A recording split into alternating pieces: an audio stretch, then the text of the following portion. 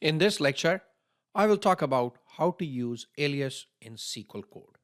When you use aliases in your SQL, the amount of code you write will become less.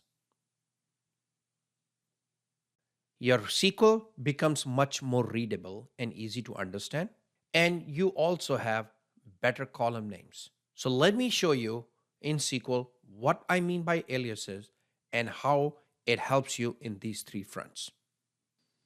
Here I am in SQL Server.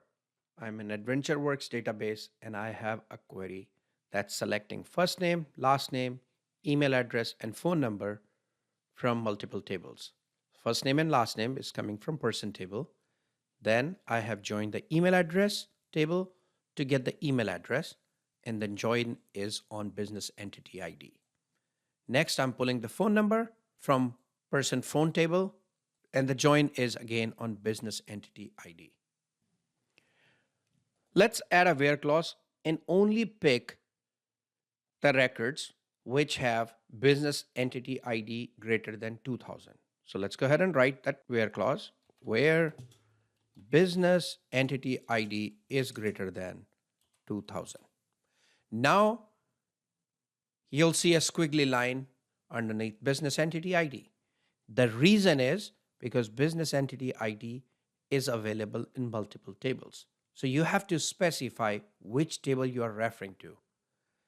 In this scenario, it's not going to matter which one you choose because it's going to be the same value across those tables, but you still have to specify it, which table you're referring to. So let's go ahead and pick it up from person table.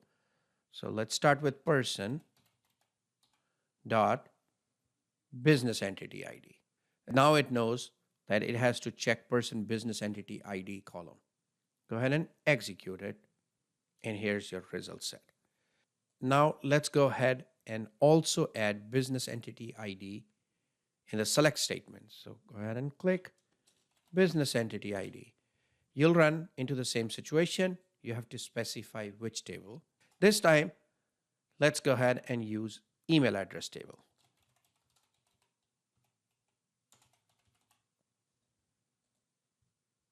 Okay, go ahead and execute it. Here is the result set.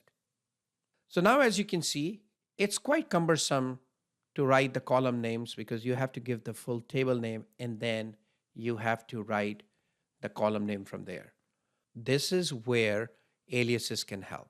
Also, if you want to give more meaningful names to any of these columns, then you can use aliases.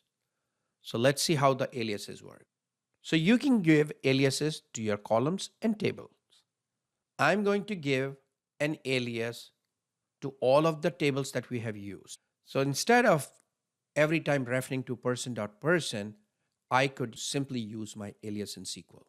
The way you do it is you write as and then give a name. I could simply say P. So person.person will be referred as P. Email address as E. You can give the name that makes sense for you so that it becomes easier to write. And this one as phone. Now you'll notice as you give aliases here and wherever the actual tables were referenced, you are seeing squiggly lines, which means there is an error in your SQL. What you have to do here is also change these to refer to your alias now. So in this case, it's E. Person.person is P. Email address is E. Person.person is P. Person.phone is just phone. And person is P. That's it. Now your SQL has less code because you're not using the full table name.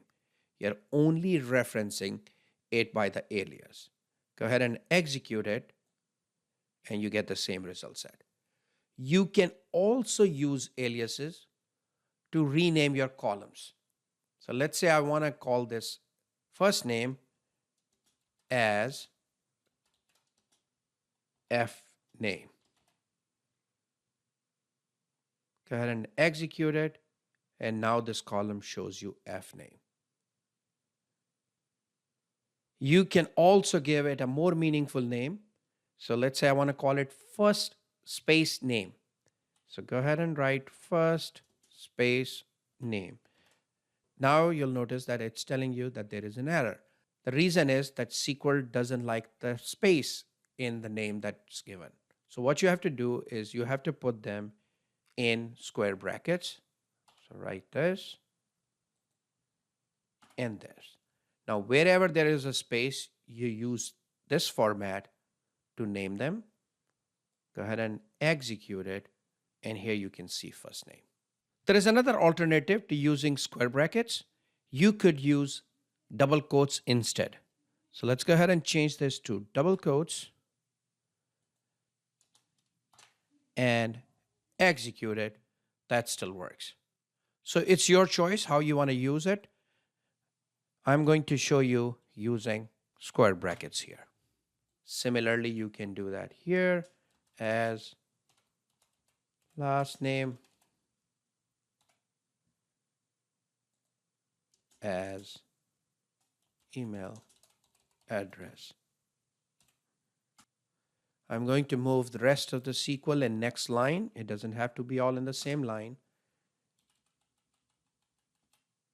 As phone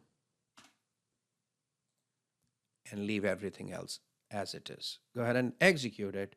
And here you can see first name, last name, email address, phone. This is much easier to read than what we originally got based on the column names. Also, another thing to notice is I have written all caps here for as, lowercase here. SQL is case insensitive, so it doesn't matter whether you write lowercase or uppercase. But that's how you use your aliases to make your SQL much better to write, give your columns a name, and also results in less code when you have to write a bunch of where clauses and refer to the column names that exist in multiple tables.